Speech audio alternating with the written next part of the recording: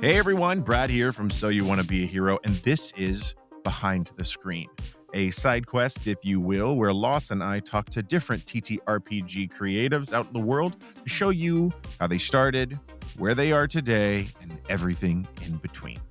Today's interview is with the amazing Em Carlson from Blackwater DND, which is a D&D actual play based in Canada, and their main campaign that they stream on Twitch every Monday is phenomenal. It's been going on for about 5 years now, and I promise you, you have so much content to catch up on. It's fantastic. But if you want something a little shorter, a little sweeter, and a little bit more heartbreaking, I might suggest Godkiller Balance. Em has done a phenomenal job with this story and has an amazing ensemble cast of people like Brennan Lee Mulligan, Abria Iyengar, and Matt Mercer, just to name a few, but it stars the amazing Gina Susanna and Giannis Wessels, and they have a phenomenal amount of chemistry between the two of them. They really, really, really do a wonderful job of tying this story together. So go check that out. But additionally, I just want to put this out there. They have a new game they just released a few months ago called Sin Eater, and it's ran by Adam Lucas and Jess Lupini, which are both cast members of their main campaign. Now, I haven't really made it through all of Sin Eater just yet, but what I have listened to is delicious. Get it? Sin Eater, delicious. Hey, that's why I have a microphone. All right, well, without any more rambling, I just want to say thank you for checking this out. I hope you enjoy this, and welcome to Behind the Screen with Em Carlson.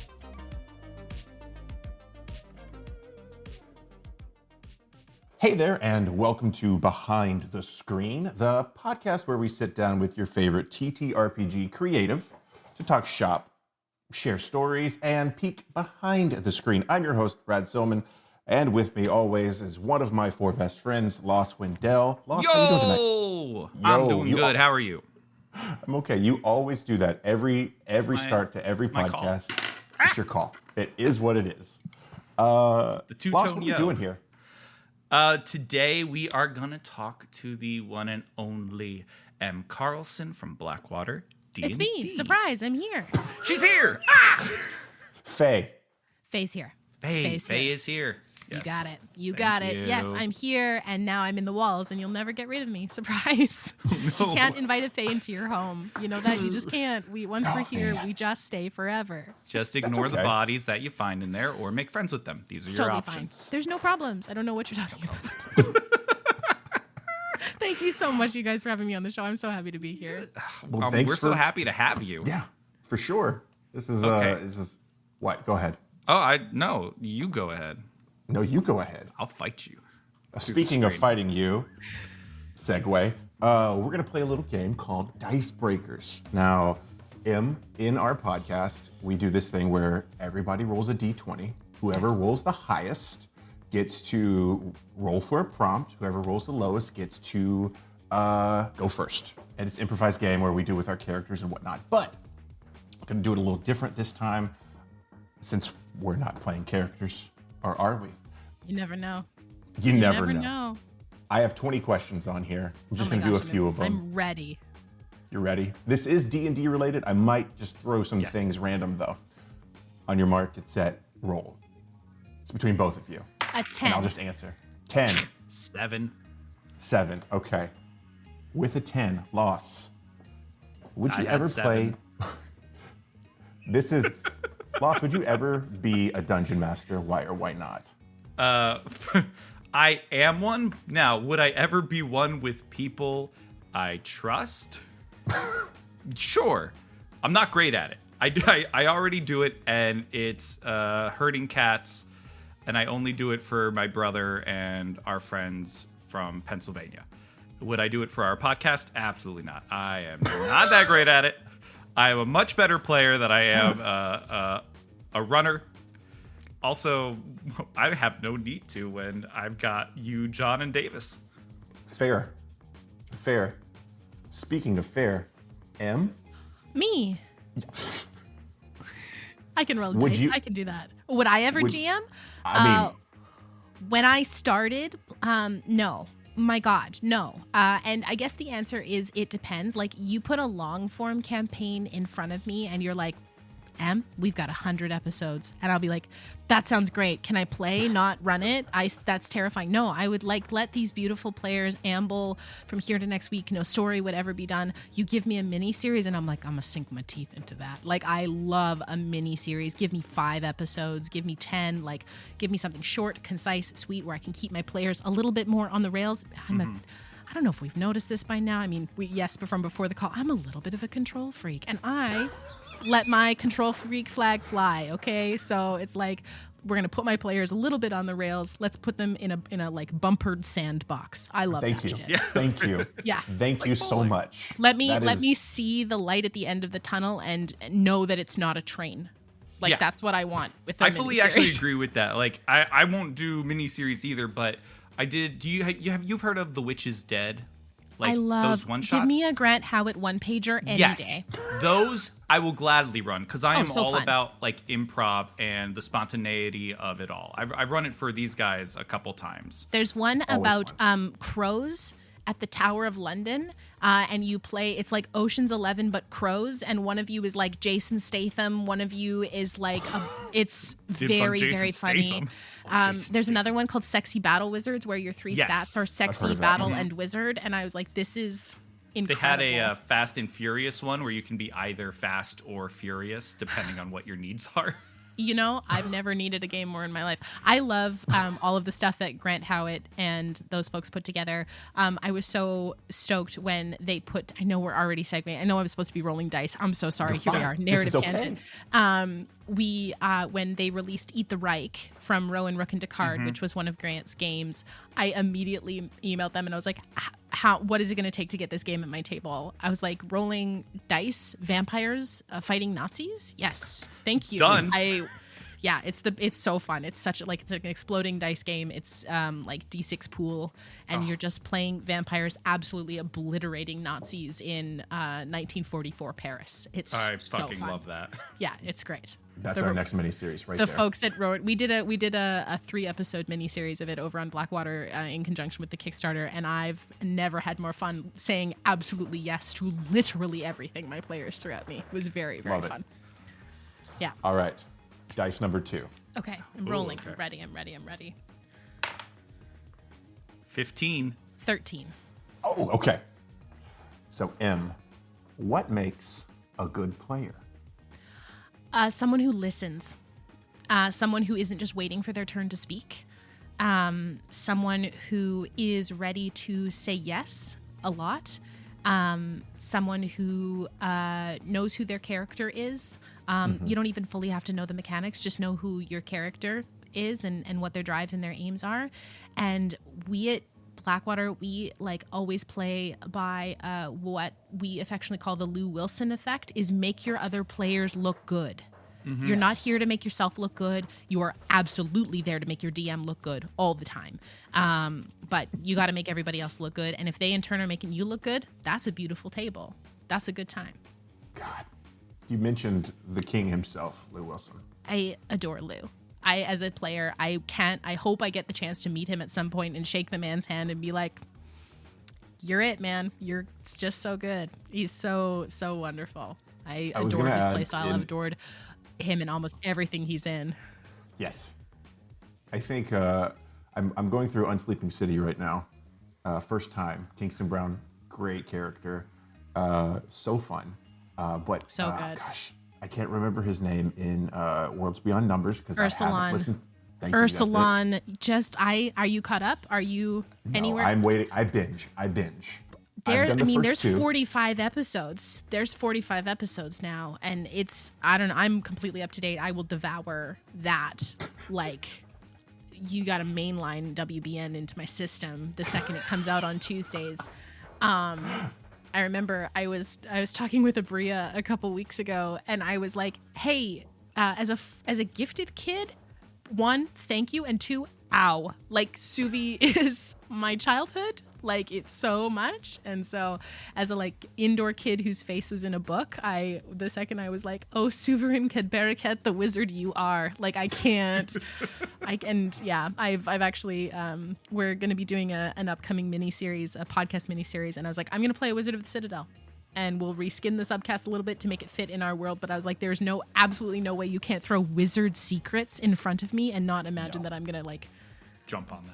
Yeah. Exactly. Yeah. No, I could just talk. We could just talk about Worlds Beyond Number for 2 hours. I love the show so much. I'm obsessed with it. We have a channel in our Discord that is all about Worlds Beyond Number, and it's great. That's awesome. Loss. What makes a good player? I mean, I feel like everything's already needed to be said that was said. Perfect. We can move on. We can.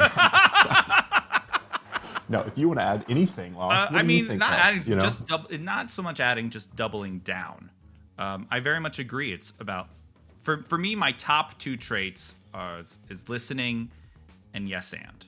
Mm-hmm. Even when I play, I know my character is very brash, loud, and does kind of like try to control the scene. And that's the character he is, but it's always with this addendum of raising everybody else up, making myself look like the ass and being wrong in a lot of scenarios for them to be able to rise to the occasion, and obviously for jokes. Yeah, you got to be there for the bit sometimes. You just have to be there for the bit. Sometimes it's only the bit. Loss is the king of bits in our game. Every table has one, and I love that. Yanis is the king of the bit, and Tim is the king of the bit. Yeah. But I'm beating it. That's good. That's good. Somebody's got to. Someone has to. Somebody's got to. Otherwise, amazing. It's still there. That's actually the other thing I do love as a good player that I don't know if you guys do in any of your minis or your main. I listened to your most recent episode 91. Thank you. Where you started the, I think the trial. The Warden's Gauntlet, yeah. The Warden's Gauntlet, yes. But we do this thing where we jump in as NPCs in the middle of scenes for Brad, and he loves it. He's like, "Give me more." It's my favorite thing ever. Sean at our table likes to invent NPCs. Oh, hello, little boy over there. Oh, yeah, old wizened gentleman on the street. Yes, Sean is absolutely the monarch of inventing NPCs. And our table will take any NPC. What was there, a centaur that used to be a horse? That was a fun one. We were in the Feywilds bar hopping, as one does. As one does. And we discovered a centaur who was quite in his cups because he used to be a horse and was having a difficult time with that. So that's. I do love someone who can run with the bit. There is Yanis is so quick at the table with his bits, and then Tim will like just come in there with a zinger, and you're like, excuse you, Carlson, where did that come from? My darling husband, who is so funny, as our DM. But I think one of the biggest bits for Tim lies in his world building. And he'll just drop something, and you're like, excuse you? Like, what was it? Dimple Shrimp's Emporium of Wonder, and it was like you drank a potion.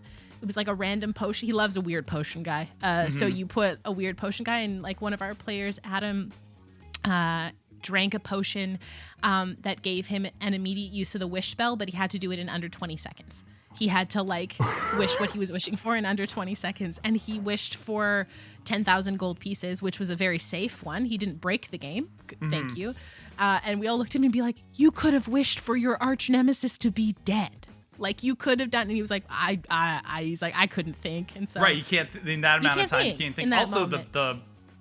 For all you know, the reaction to that is you're all jutted into the future. Yeah. When that person passes away. Well, this is exactly the consequences of what we talked about in our talkback show. But yes, I'm always here for someone who's there for the bit. I We have a saying at Blackwater that's 2 hands on the wheel. That when we actually have to get back to the story, you got to put the dogs back in the cage. Oh, you can't let so the dogs nice. out. You got to put the dogs back in the cage, and you got to put 2 hands on the wheel. We're also doing actual play, so I'm like, hey buddies, we can't just be here for a bit for half an hour. We could, but we Right. Honestly, a really good bit is about maybe 2 minutes with a couple callbacks later on. always a callback. Always a callback. Yeah. Yeah, the Pirates loss. The Pirates. The very first episode we did, Brad did not know the outlay of a boat. I'm not And a boat so guy. we jumped in. We jumped in. He was the pirate captain, and we jumped in as the pirates, just being like, "Are you sure that's right?" And then somehow it segued into us having a 401k. Of course. But Yeah, it was only made gotta have out a of retirement oranges. plan. And dental. Absolutely. And dental. And it was oranges, so we didn't get scurvy and die. Yes, 100%. I see the logic in all of this. Thank you. Absolutely. It's beautiful. You're so welcome. I'm here to support you. I appreciate it. Somebody. That's okay. Actually, speaking of that, support in general all around. Good players. Like you said, there's lifting your players up and your DM up. There's also supporting them, because I do think those are probably 2 very different things. One, in my mind, is you are raising the stakes, raising the moment by making each other look good. But then there's just being the pillars there for them to rest on. For sure. Absolutely. I totally agree. We do a thing as we talk a lot about our play and like we've worked with a dramaturge in the past and really have a really good sense of how we play together as performers. We adopted something that we call group projects, so that if you're going somewhere, take somebody with you. As long as if it's not an immediate like one-on-one character moment, try and not that, RPing with the DM is bad, but bring somebody with you. Try and RP with your fellow PCs as a preference over the DM, or if you've got to do a one-on-one thing, bring another member of the party with you.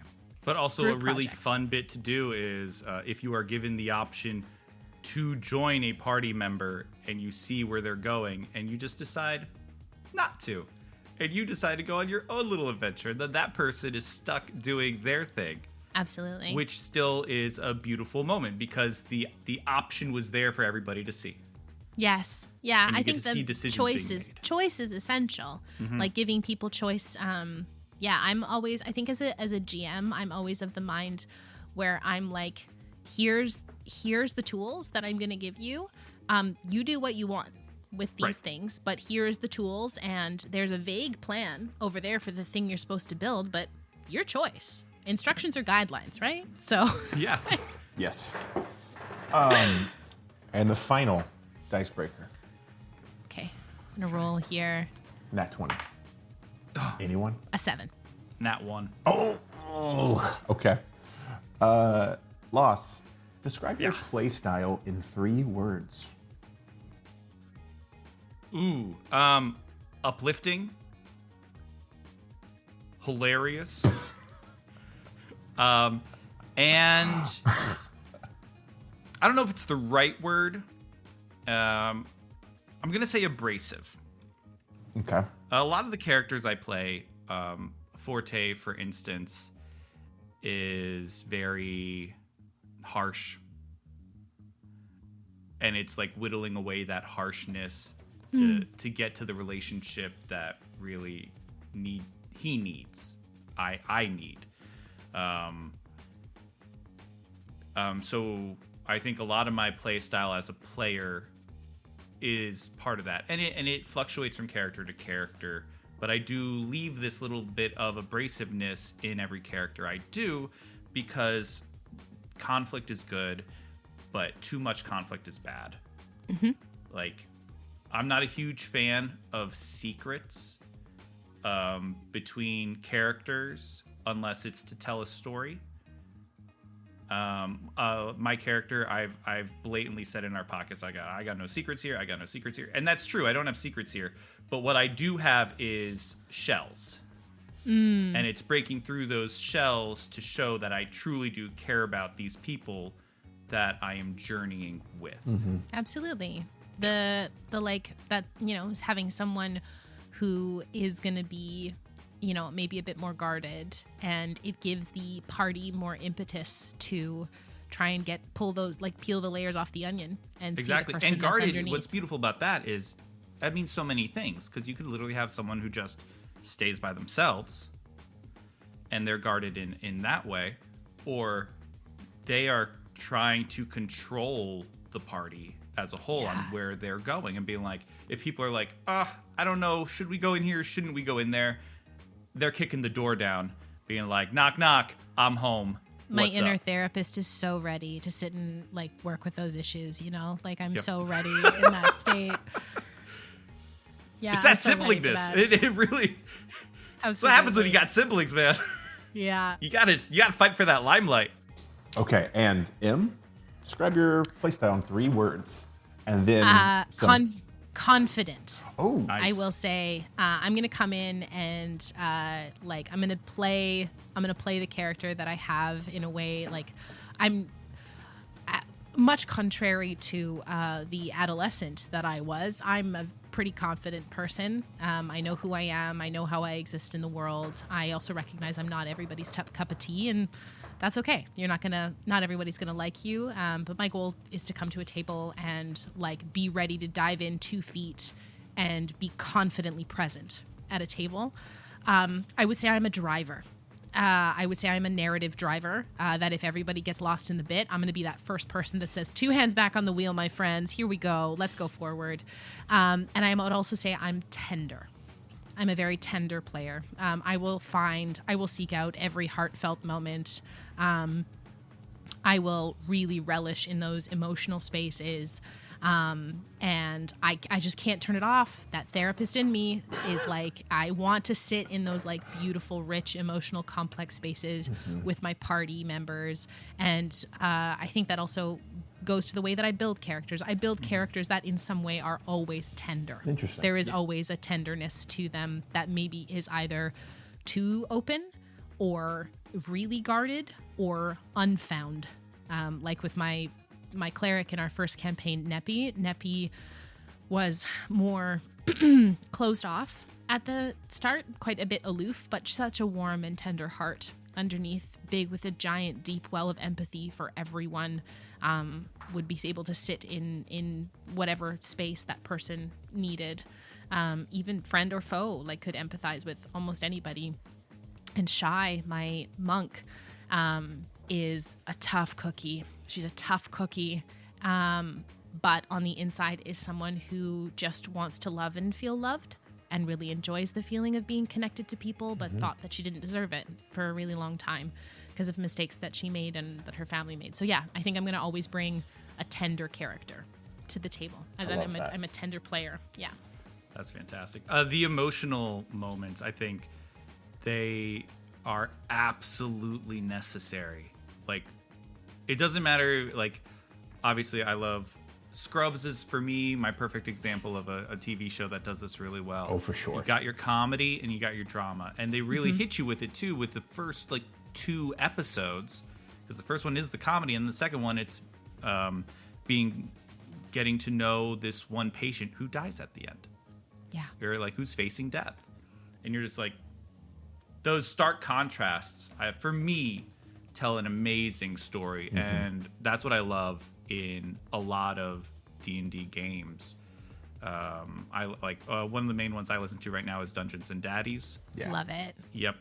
And they have, it's comedy, and then there'll be this Ron and the dog episode. Yes. Stop. Right? You all that. The Futurama Jurassic Bark episode. You've got your Yes. comedies, and then you're just hit in the face with reality. And Yeah. you're just like, oh, that feels so good. I also love those moments too. I don't know if you guys have this on your show where you can move so seamlessly in and out of those spaces. Like, I remember just on a recent episode, we went from like a beautiful, tender moment between my monk Shy and our rogue Esper, who are in this like will they, won't they. They're in this like deep emotional space having a beautiful conversation about their relationship or whatever it is at this point. And then you move into the next one where it's like our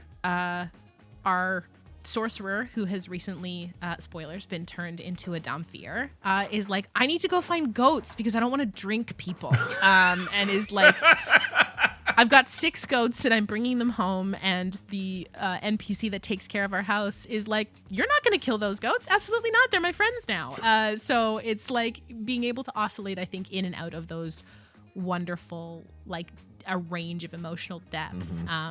And I think once you know the people at your table and you've got a DM who curates and cultivates that kind of energy and space, I mean, yeah, like I've been like scream laughing and also dry heave like sobbing within the same episode. Yeah. So like D&D is TTRPGs as a whole are a microcosm of humanity. Yeah. And that's a hill that I'm like, that's a hill, as I said, that's a hill I'll die on. That I think that everyone could like TTRPGs because we all like to feel things. Yep. We like when stories have us feel things. That's why we watch TV and movies and read books. Yes, exactly. What's better than playing in it then? Yeah. 100%. 100%. Agreed. So I'm going to take the segue here because you were talking about knowing your party. Yeah. So as you said, your first stream was back in March of 2020. That's correct. Yeah, so, it was right in the world shut down. Day 2 of the pandemic, maybe. Yeah. So it was a wild time to be alive. Was this pandemic based, or was this you guys were like building up to it already at this point? It was just happenstance that it coincided. I want to say both. So we had been playing D&D in my living room, where we've got 8 adults coming over and playing D&D in my living room once a week, and we'd been playing since our first episode or first session of that campaign was New Year's Eve, December 2017, 2018 of that campaign, and it was supposed to just be a one-shot. It was Tim's first time ever DMing, and the group chat that I had created about it blew up the next day and said, when are we doing this again? So we went from playing monthly to playing weekly, and that took us right up until the week, of the pandemic. I remember like work closed down for me on March 14th, and I moved my practice entirely virtual after being like an outreach therapist who drove to kids' schools and did therapy with them at school. And then having to switch that over to I sit on my bed, I guess, and do therapy on my laptop. I don't know. It's a wild time to be alive. But we were like, well, we can't sit in my living room and play D&D anymore. So I guess we should play on Zoom. We'll play on Zoom. It'll be great. And I am the lore keeper for Blackwater. And so I recorded our first session kind of for like posterity. It was like, hey, look, instead of having to like remember all of this stuff, I'll just watch it. And I think we made a joke in that first recording, which is actually available on our YouTube. It's an audio recording that I've saved as our session 0. I couldn't put it up as a video for obvious reasons because none of us knew we were ready to be on camera.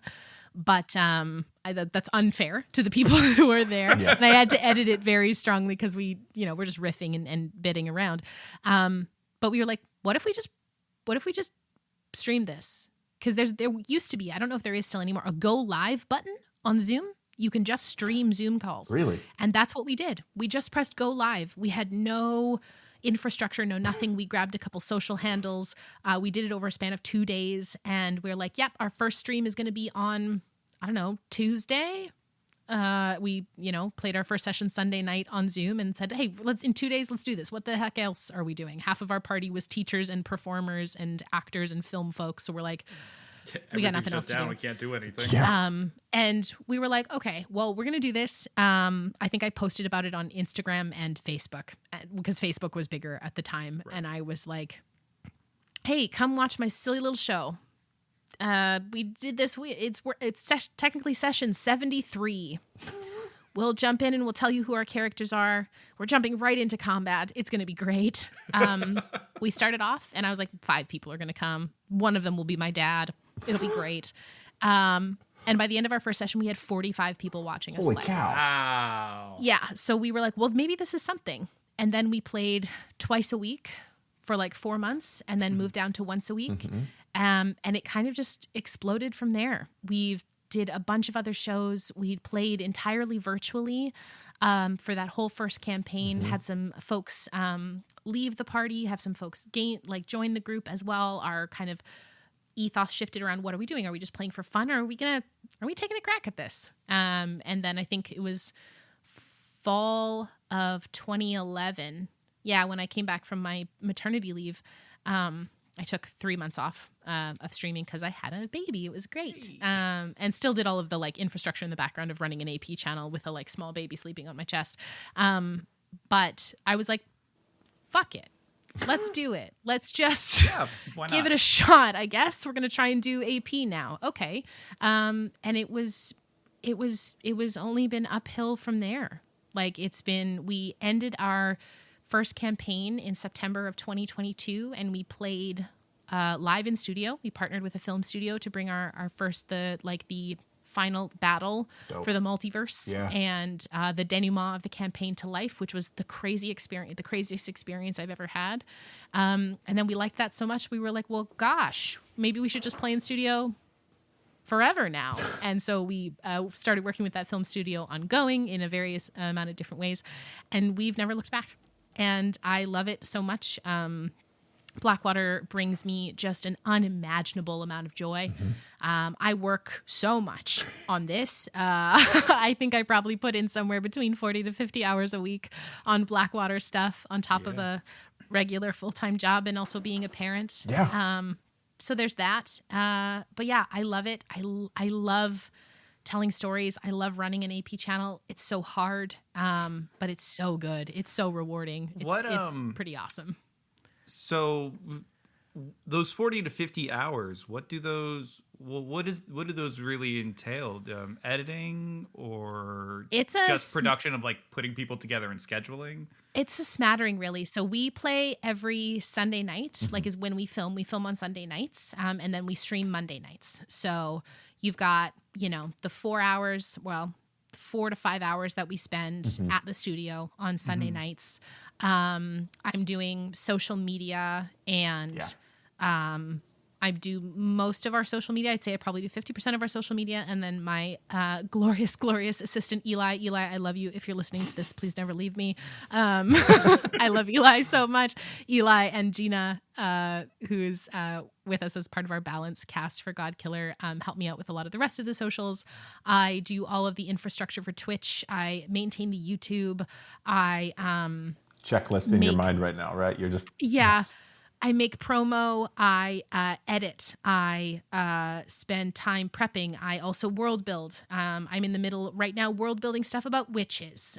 So that's super fun. I'm building I've spent most of my day today while I was supposed to be working at my actual job making witch covens, and that was a really great time. Do you world build alongside Tim for his world as well? Yes. Yeah. So we world build together. I'll finish the first question, and then I'll answer that one. What else do I spend doing with my week? I do all of the Patreon we updo. I am constantly in our Discord. I'm answering emails. I'm reaching out to sponsors. I'm planning and scheduling our upcoming content. I'm doing financial stuff. I spent so much time doing our taxes this year. It was like, it's just all encompassing. It's so much. We're a registered business. We did that last year, so it's like, gosh, money is good. Money is good. Taxes, we gotta make money. We gotta get money. We gotta spend money. Yeah, it's so much. But that's my week. Is if I'm not working, if I'm not directly active, you're a parent all the time, but there are sometimes I call active parenting and passive parenting. You never stop being a parent, but there's a lot of times where you're I am dialed into my child. And I, when I'm with my kiddos, I want to make sure that I'm as tuned in as I can be and present for them with whatever they need. But most of my evenings are Blackwater. I spend constantly doing Blackwater work. My weekends are editing or planning, or I'm doing interviews like this, or I'm, I also consider part of my job knowing what other content is going on in the space. knowing Totally. who's doing what new games are coming out. I'm keeping an eye on the top 20 D&D or TTRPG related Kickstarters that are out at any particular time. I'm reaching out to brands. I had a meeting with our lawyer because we've got a lawyer now because Blackwater has a lawyer. So I've had a meeting with our lawyer the other week talking about business documents. So it's just, or like I'm guesting on a show on Sunday. Yeah. And I met with the head of the DM for that show, and we had an 1.5-hour meeting about a character that I'm playing. And I was like, so that stuff all counts, and it's all time. Oh, and yeah. It's so much. There is no surprise hearing this list why you guys are as successful as you are. Oh, sure. shucks. Thank For sure. you. Thank you. I am a very firm believer in what you put in, you get out. Yeah. Absolutely. 100%. And you are putting it in. Well, thank you for still living under the illusion of a meritocracy with me. I really appreciate that. No problem. I'm here for it. I wish it existed out there. Yeah. But hey, in this interview, it's alive and well. Yeah, and there are so many incredibly talented and wonderful and awesome people in this space. I have met my best, like some of my closest, dearest friends through this community. And it's like, it's a wonderful community to be a part of. I feel so safe as a queer person being in this space. I am so proud of what Blackwater has accomplished and the brand that we have and what we put out. And, so yeah, it's a fun space to play in, and it's like I'm still kind of getting used to the like people being like, "Oh, Em, we look after Blackwater so much." I'm like, "What? Excuse me? Really? Are you sure?" So it still makes me blush every time. I had someone the other day that I was talking to be like, "Em, you are like my dream person to play with at a table," and I was like, "Stop! Like that's so much." But thank you. It's a very surreal thing, really, I imagine. It's a super surreal thing, and like to have incredible people that I have respected and looked up to and learned so much from, and been like, "Hey, I've watched thousands of hours of you playing TTRPGs on my big screen TV," like screaming at me about how excited they were to come play or how awesome the experience was. I'm like, that's the shit. Like that's drugs, man. That feels really good. Well, it feels really good. That's drugs, man. That's drugs, man. I'm sorry. Also, what was your second question? I have lost the sauce. I was lost in the sauce there. Well, I'll get back to that because first I want to say because going off of this, I want to admit that something that took me by surprise and not anymore after like how this entire conversation is done, is when Brad was like, "Hey, do you think I should like reach out to them?" And I was like, "Dude, man, the worst thing they can say is no." And the fact that you got back to him within like, I want to say a couple hours to a day. Yeah, I was floored.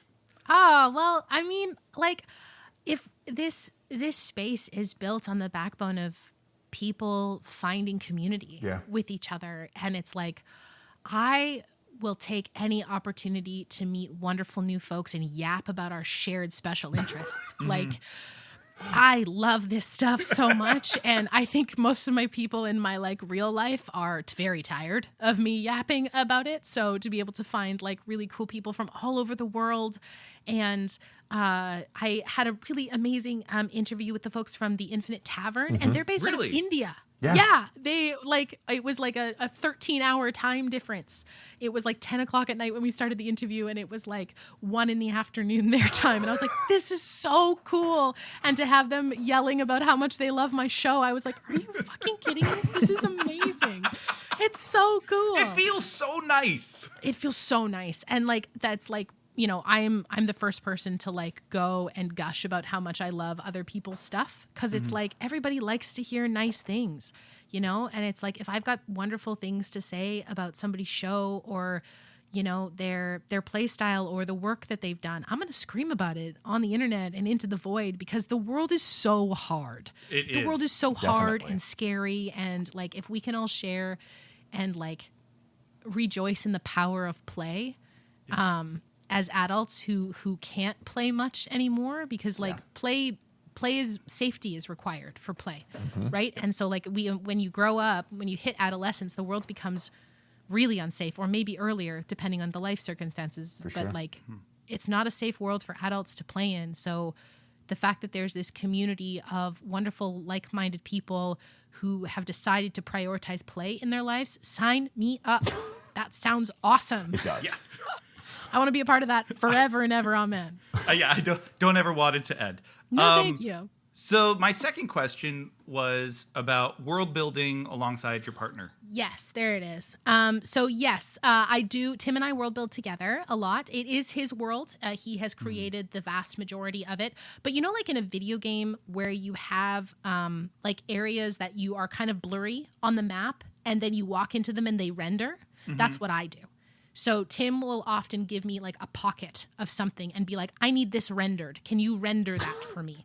And I'll be like, absolutely. So like for our first campaign, I wanted to play a grave cleric, and we didn't have a goddess that I wanted to play a cleric. And I was like, I didn't really have a goddess that I ascribed to. And I was like, Tim, how do you feel about me creating a religion?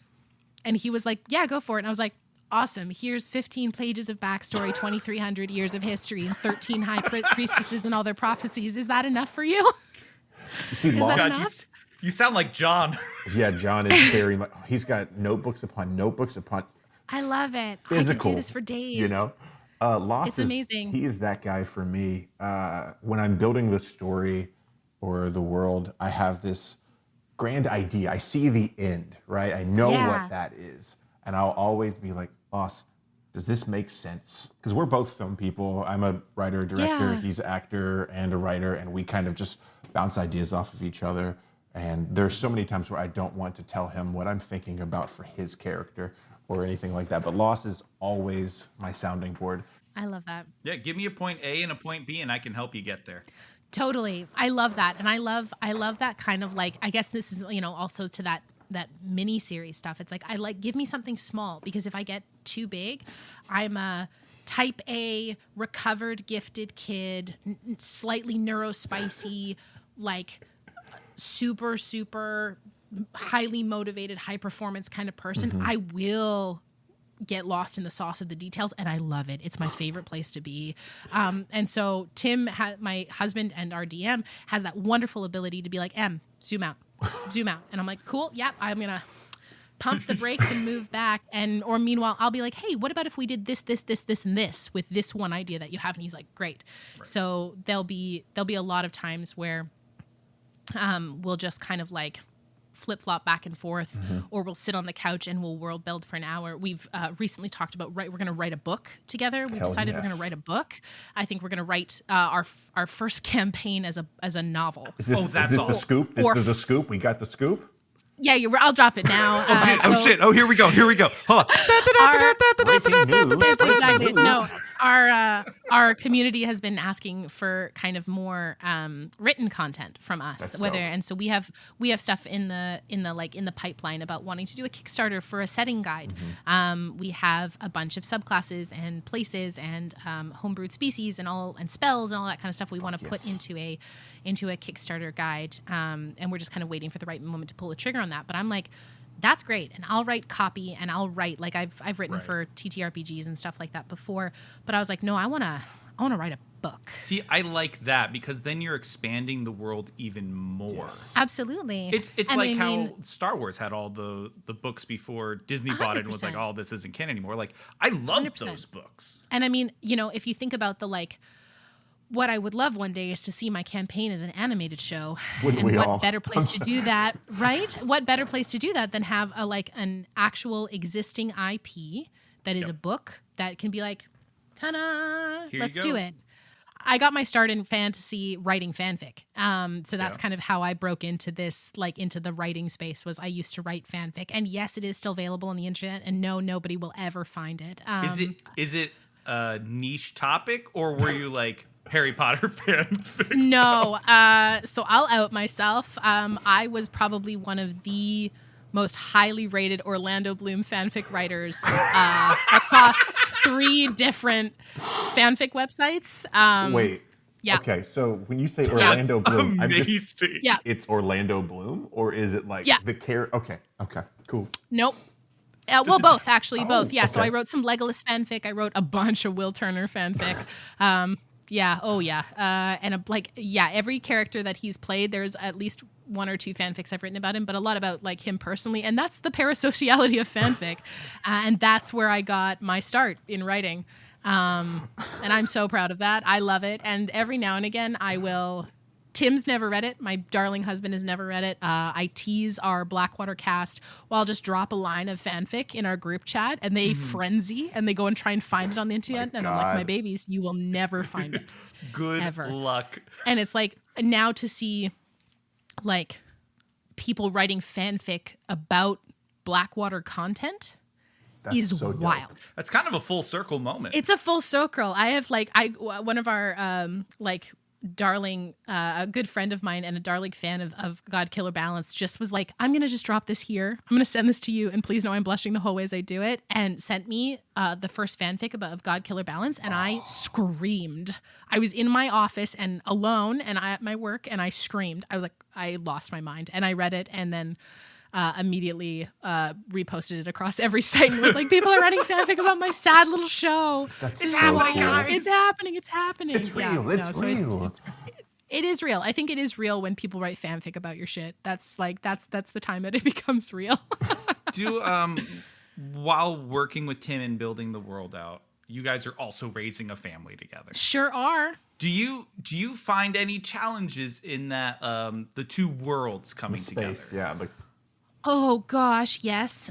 For a long time, and sometimes still, Blackwater is the third entity in our marriage, and so I think it's a constant balance to try and make sure that we as a couple also have our own little existence outside of Blackwater, because when you run a business together, and also when you're creative together, it's so much of that stuff gets intertwined, and it's always a work in progress. It's certainly not perfect. Yeah. We've had shared some of the highest highs, the lowest lows, and the arguments, the super big arguments about it, as you would anything that you care about, right? So, it's always something that we continue to work on together, but Blackwater doesn't come before our kids. For sure.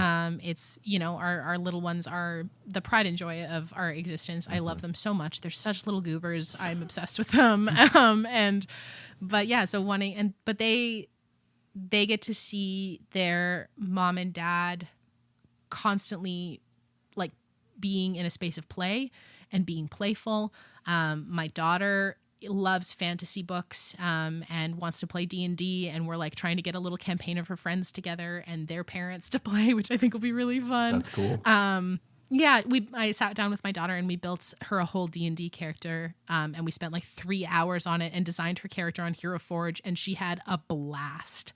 And I'm going to get her character 3D printed for her and painted, and it's going to be a good time. Meanwhile, my son, who's 3.5, just likes playing with my dice. And he just likes rolling my dice and playing with the miniatures, which is also really great. So yeah, being a D&D parent is a lot of fun, and it's a lot of work. Yeah. It's a lot of work. It really is. Just trying to juggle the time that you have. For me, I commute 45 minutes to work. So I'm up at... Are you world building in your brain while you drive? Or listening to a podcast or yes. something. Yes. Same. It doesn't turn off. No, it doesn't. No, it doesn't. Never. Always going. No, I wake up at 4:00 in the morning to edit, right? Because that's my only time to really do that. Yes, that's my reaction too. As someone who doesn't sleep, but in the opposite way, what?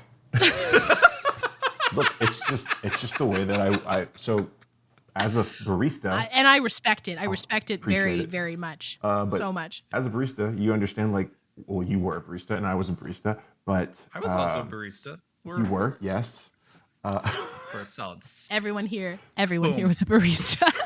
Boom. Barista powers activate. Form of a mocha latte. I don't know if you opened. Did you ever open? Oh, yes. I will tell you many a story about when we are off the podcast. Okay. Yes, absolutely.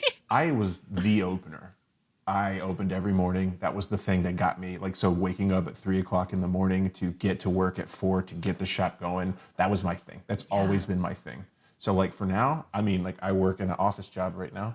So waking up at 4 to be able to do all my world building, all my editing, all my sound design, all of that, it just makes the most sense because I get to drive, to go work, come home, spend time with my family. You know what I mean? Absolutely. So I don't And know. the world is so quiet at that time in the morning. I am a night owl, deeply, deep. Like I think I would be fully a vampire if I didn't have any other commitments or anything like that. Like my ideal go to bed time is at 4 a.m. And my ideal wake up time is at 1 in the afternoon. That's a perfect life for me. Of course, the world doesn't work like that. Nor do my children did not get that memo. And that's probably for the best. But no, I get my best work done between 8 p.m. and 2 a.m. So I'm something happens, I hit 8 o'clock and I'm like, let's go. And I hit my second or third wind of the day. Love it. And that's when my best stuff gets done. So all of the Godkiller editing, a lot of the good world building will have. I've been world building more in the daytime though now when I've had a little bit of downtime on my breaks at work. But no, all the more intensive editing stuff that I can't step away from if I'm in a flow state, that stuff all happens at My night. God, you said flow state. Oh, sorry. Flashbacks? Am I prompting a flashback? Yes. The chart. I see the chart right now. I see the. Absolutely. Yes. Oh. So Yeah. you're putting 40, 50 hours a week into this. You're raising a family. When you first started getting into all of this, it was very much a let's just hit play. Let's put it out there and see what happens. It's been 5 years since.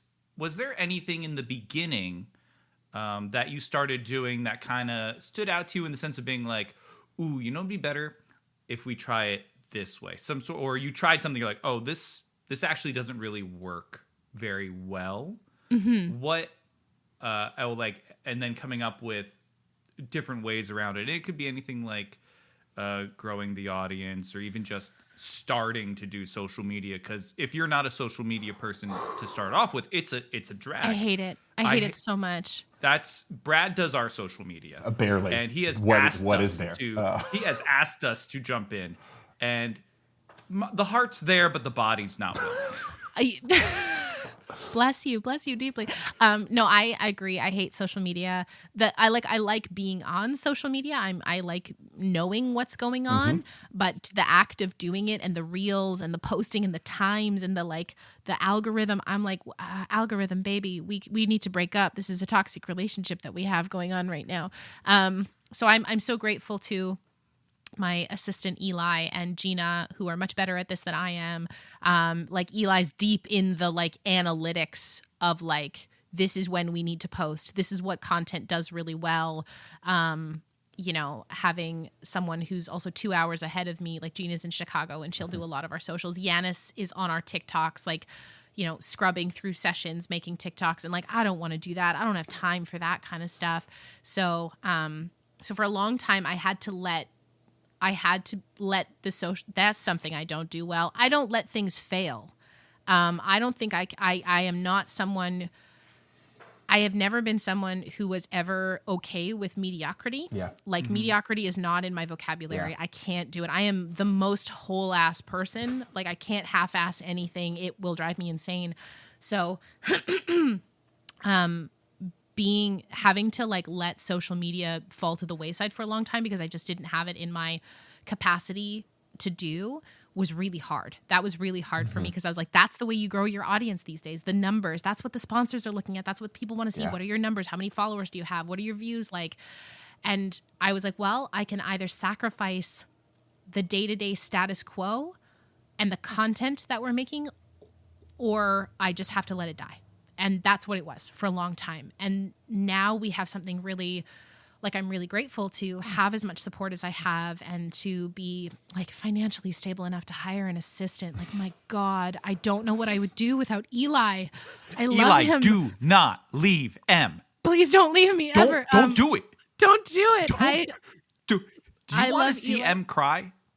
Eli has seen me cry, and it's a scary thing. Nobody wants me crying about Blackwater. I do it often. But you gotta have a little crying every now and again. You gotta let it out. That's how you get the stress out, and that's how you let it baby.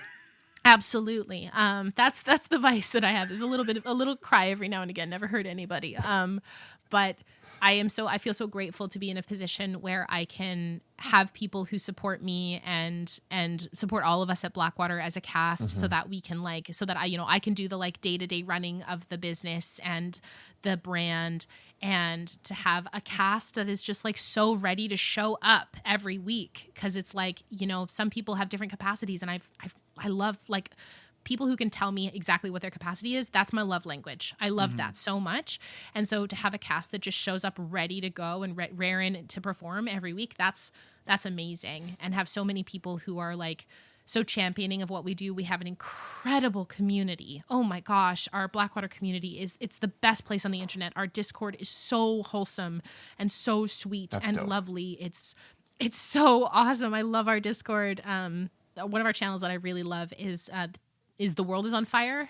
So like we have a specific channel if like people need to go and talk about all the difficult stuff that's going on, often political or like social justice oriented. And it's just like a place for support and it's a place for people to share like activism and resources and stuff like that. And then we also have the Feel Good place, which is like, we'll post cool things that happen. Like our community will come in and say, hey, like I got this job that I was applying for, or like my friends made me a birthday cake or something like that. So it's just like a nice, wholesome, awesome place to go, and it makes me so happy. Our Patreon community is wonderful. You You gotta gotta drown see the in good. the bad, because all you see online is the bad. Yes. It's terrifying. I'm a doom scroller. I'll cop to that. And so I think we all are. I think we all are. I think it's like Not by choice, I think. No. elder millennials with like we are doom scrolling captains for sure. Definitely. So I feel so fortunate to be able to have such incredible foundation for Blackwater to just sit and create upon, and for our community to just devour everything that we create and ask for more. And it's very cool. Yep. It's very, very cool. I love it so much. And it doesn't matter what size you are. And that's No. something I really like about the community too, right? Like Critical Role, they've got thousands. Millions. Yeah. Millions. But then you go all the way down to like us. So You Want to Be a Hero with like we just hit 2,500 downloads a couple weeks ago. That's amazing. And we've Congratulations. been running since 23, 24. We So launched cool. in I want to say October of 23 Yeah, and we joke that we got like 20 dedicated listeners. with 5 we have of us 20 being dedicated. us.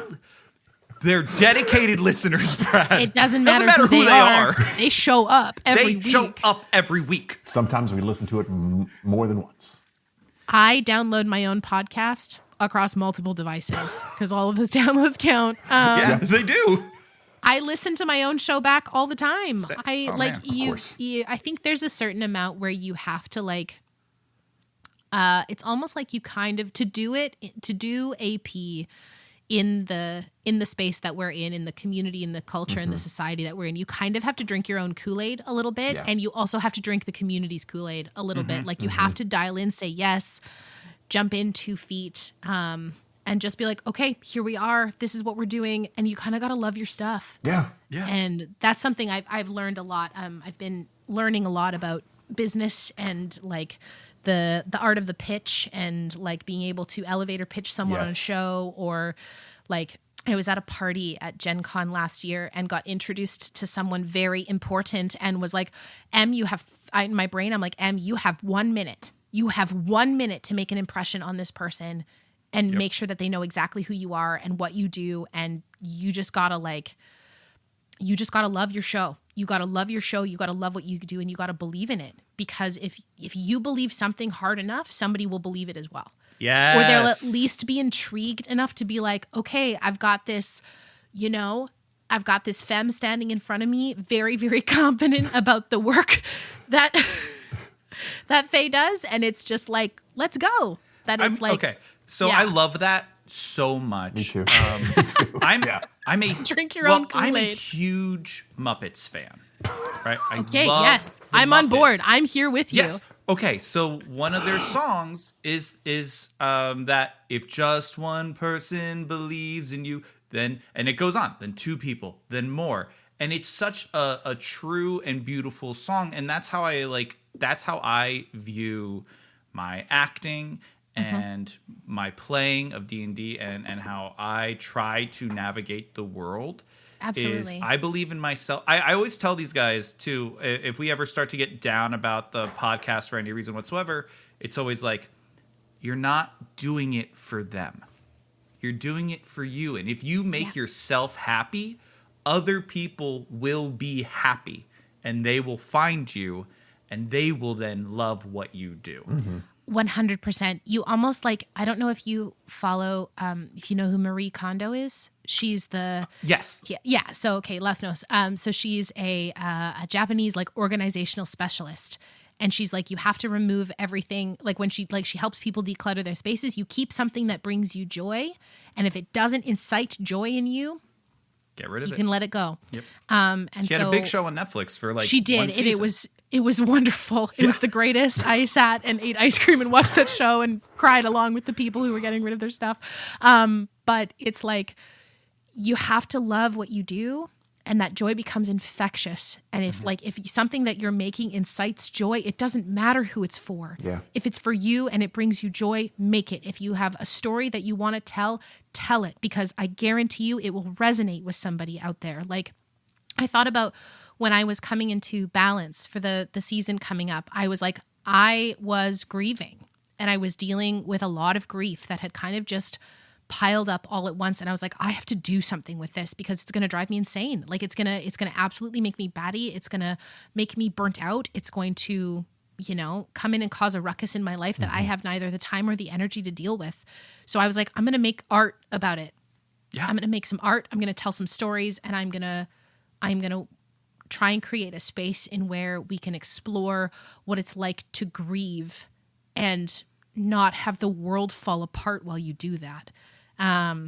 And so, to have my players come in and also, exist and tell their stories of grief and these two characters who are grieving in their own way, for better or for worse, that it's like, that's the good shit. And you I listened back to a couple of our episodes. I mean, I listened to every episode over and over again because I'm editing it or online, where it's like, but I'm like, to have such a creative space to play in where my fellow players are, so willing to share that emotional space with me. Yeah. It's, as a therapist, I can fully delineate the difference between what is TTRPG as therapy, which I also do. I use D&D as a therapeutic medium. But it's like it's like lowercase t therapeutic. You know what I mean? It's not capital T therapy unless it is, but it's lowercase t therapeutic. And like that's a cathart. Yeah. Yep. Right? Like, and if you love that, and if you care and you give even just like one hoot about the story you're telling, somebody else will give one hoot about it. And then you've just got a whole forest of owls and everyone's hooting, and it's great. Gosh. Side note, you just reminded me of a book that I read to my daughter called What a Hoot. It's a bunch of owls. What a hoot. Sorry. Yes. Just a little I nugget. had a client one time tell me, Em, you give a lot of hoots about a lot of stuff. And I said, yes, I do. I've never been described better. This is, TTRPGs are me giving a hoot about feelings and storytelling. Love it. For a lot of my life as a mildly neurospicy, governmentally deemed gifted person who dealt with, only child kind of unsteady adolescence, that there was a lot of instances in my life where I was told to dim myself. Yeah. To be smaller, fit in, change who you are and change how you exist in the world so that you are more palatable to other people. Yeah. And finally truly coming into the TTRPG space and doing what I do with the people that I surround myself with, I'm like, oh my God, I don't have to dim myself anymore. And people kind of like that. Okay. Sick. Well, we've taken the dimmer switch off. We're just going to shine, baby. Here we go. Yeah. Let's buckle up, everybody, self included. So I try and never self dim. Yeah. I think, as well as a big one. And I think I'm my own worst enemy these days. But I know with, with the work that we're doing now with Balance, I'm at Balance and our main campaign and all the other shows we have in production. I'm so fucking proud of them. Hell yeah. And it's like, I'll scream into the void about it because I'm proud about my show. Yeah. And Yes, it's cool. as you It's should cool. be. It's cool to be proud about the stuff you make.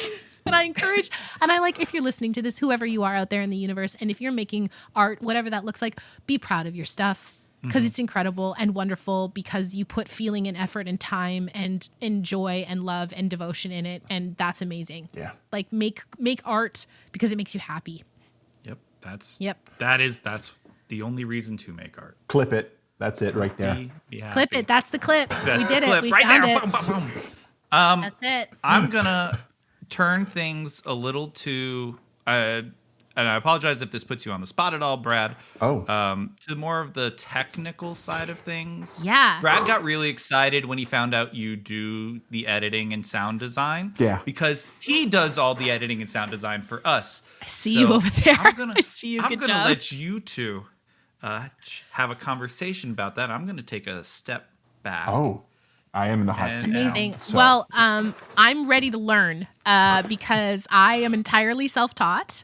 I went into editing Oblivion with our first season of Godkiller with no idea what I was doing. You're gonna both laugh at me, and I give you permission to. I'm a kind of person that will pick a program, like a computer program, and even if it is the most inefficient program, if I know it, I will stick with it. Yeah. And I'm gonna out myself. I'm gonna out myself on the internet. I make all of our overlays in Microsoft PowerPoint, baby. No and way. No Yes, I do. way. Yes, I do. It's one of my favorite programs. Me too. It's And so easy to use. It's so easy to use. And it's like, I have dabbled in Photoshop. I have dabbled in Illustrator. I have dabbled. It's so easy. It's so easy. It's not, Brad. Sorry, It's not. sorry. I adore you, and it's not. I'm so sorry. I'm sorry, but you're wrong. PowerPoint is the easiest program to use. And the thing you is, so I much. don't know how to use PowerPoint.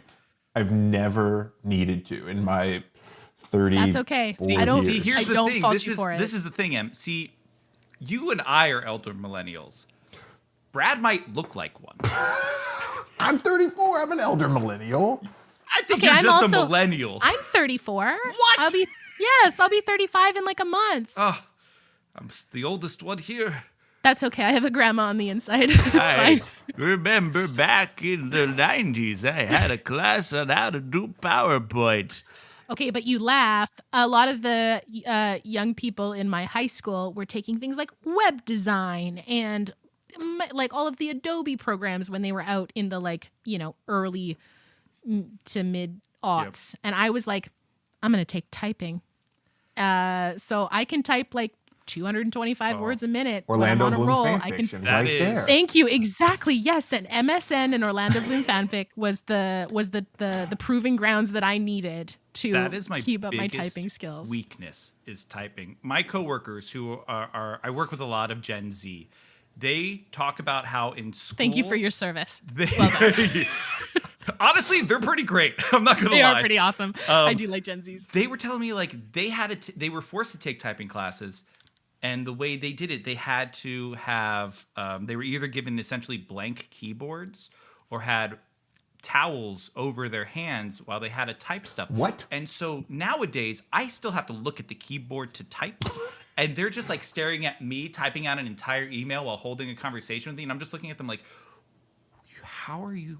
What is going on in that? I'm going to shout out yours? All the Right Type, which was the program that I learned how to type on, which was like an old like Microsoft or like Mac program from Sticky the Bear, baby. odds. Yeah, and it's like you just like, and now I can do that. I can type super fast. I don't have to look at the keyboard. Mm-hmm. And shout out to my uncle, the like software engineer, who on the weekends when I would go visit my family would be like, "Okay, you can't look at the keyboard, and this is what you have to type." And I was like, "Great, cool, I love this." It's like, I'm here for the weekend. Let's hang out. This is That was hanging the kind out. of kid I was. I'm a big nerd, and I was like, it was great. But yeah, no, I think that there's like completely self-taught with sound design.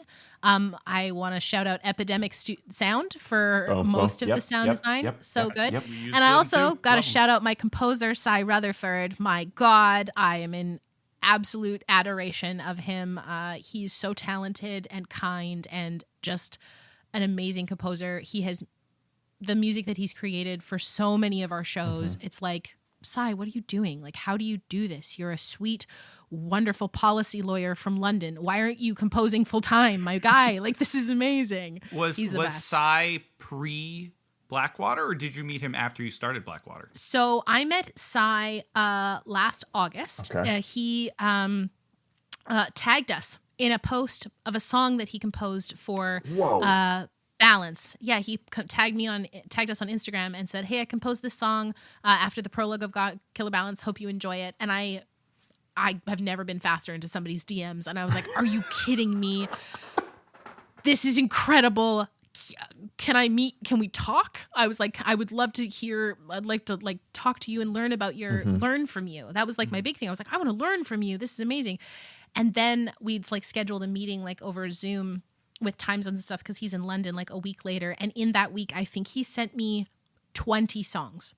And then I was like, so we're together forever, I guess. Like I was like, you're never getting rid of me. I was like, please always make music for my show. Here's some money. Can you make some pretty sounds for my show, please?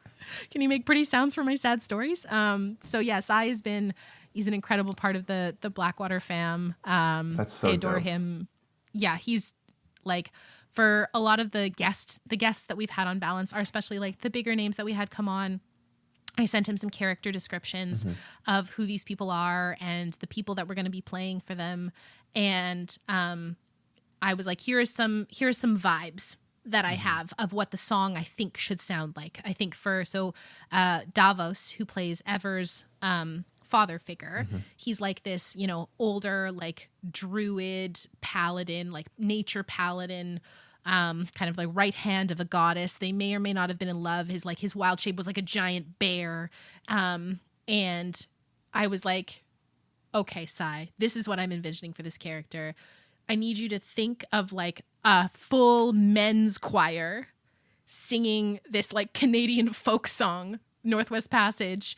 It's like a very famous Canadian folk song.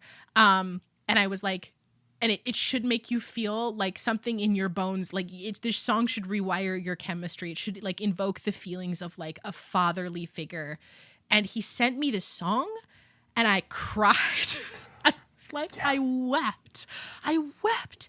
And like, I remember what was really a really cool thing that we got to do with Sai's music was when I was talking with all of our guests that had come on Balance, I included like this, a large lore document for each of them.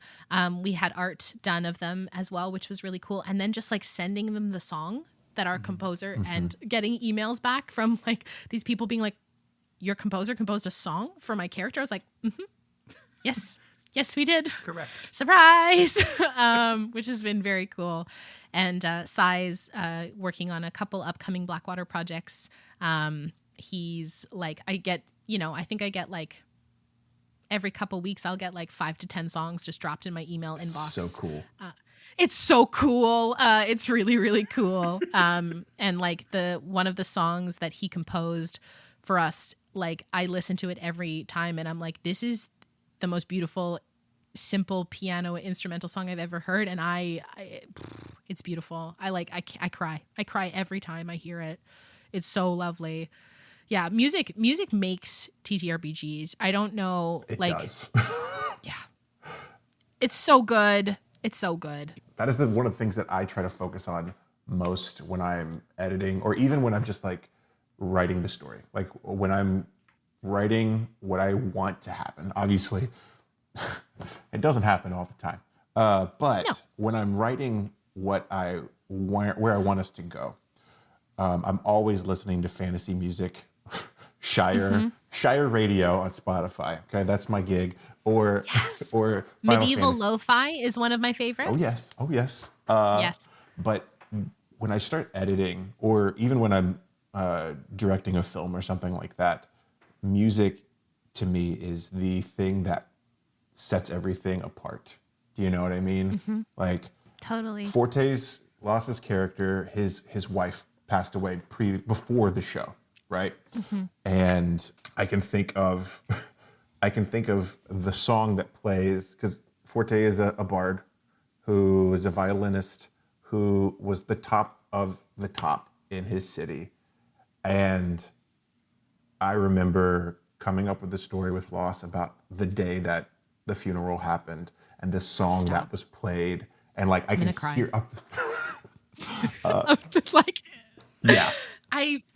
it's like, it's just so beautiful, man. Like, music makes TTRPGs. And I remember the first time we started using music at the Blackwater table, like we used Sirenscape for the first time on stream. So like us trying to figure out Tim using music, and he came in with this like large crescendoing piece. One of our paladin at the time, her mom was like a Valkyrie, like an angel of the lightning god. Yes. And like coming through, and she's like hurling down from the heavens on like a lightning Pegasus, and we hear this like rainstorm in the background. I'm like, this is the stuff, man. This is so cool. And I was like, let's never look back. Let's never look back. I will say one of the most surreal moments I've ever had, and this is so random. There was a song, and I can't remember where it was, and I sent this to you recently, Loss. It was in one of our episodes, and I'm sitting there watching A Crown of Candy. Oh, so good. It's the song I chose to represent my dead wife. That's right. So I had Forte choose, like I just dug through Epidemic Sounds, Yes. chose a piece, and I was like, this is the song that Forte wrote after she passed, and this is how he honors her. Because Forte's whole story, going back to what you were talking about before about grief, that's Forte's whole story. And so we sprung that on everybody, I think, like episode in one? the first episode, technically episode 0, and it was so good, the scene, that we just edited into our actual episode 1 because it just we were like, there's no topping this. It needs to go in there. But yes, Brad sent me a video, and Crown of Candy also It was the used moment. song. It was the moment when they were burying Emily's character after she had just died, or maybe not burying, but like Spoilers for Crown of Candy if you haven't seen it. Sorry. If you haven't seen it, you need to go right now and watch it. It's one of the best TTRPGs out there. My gosh, the Crown of Candy is so good. But it's the moment where where Lou and Shaban are sitting there like grieving over the death of Emily's first character, and I was like, "Holy shit! This is Forte's song. This is Forte's song." I had a similar Dimension 20 moment. So there's a theme, the song that we had picked from Epidemic to be Ever's theme, which is, I forget the name of it now, but it was like such an evoking song of like her pain and what she was going through. I heard it, I believe, in Burrow's End, and from Dimension 20, and I also heard it again in what was one of the more recent ones that I watched, Misfits in Magic 2, Miss Mag 2. Yeah. Like I heard it again in there, and I was like, but that's Ever's song. I was like, but that's Ever's song. Right. And it's now really cool being able to have like a composer come in and be like, no, that's Ever's song. I love and, that. like, Right, you don't have to worry space. about anyone having this. No, it's ours, and yeah, that's Sai. If you're listening to this, I love you. Please also never leave me. Okay. Sai, Eli, Staying. don't you do it. Don't leave. Don't you Stay. do Don't it. leave. Stay. Don't do it. I find like with anything with respect to sound design, I don't do video editing. All of our Blackwater main campaign stuff is recorded right into OBS. Yeah. We use as minimal editing as possible. Our techs sit in the broadcast booth and they do their thing, and I thank them deeply and pay them their wages and salary and praise them. Don't ever leave. Don't ever leave. Yeah, please, Chantel and Benji, please never leave me either. Please never leave me.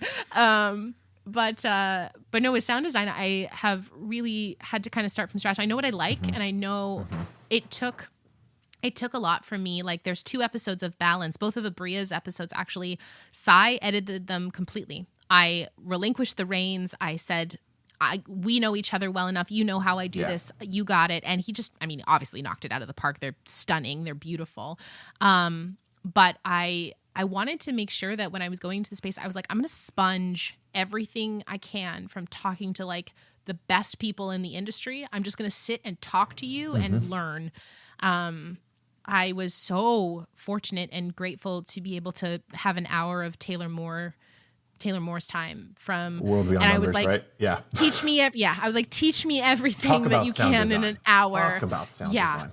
And Brian Flannery from Many Sided Media, he's also incredible.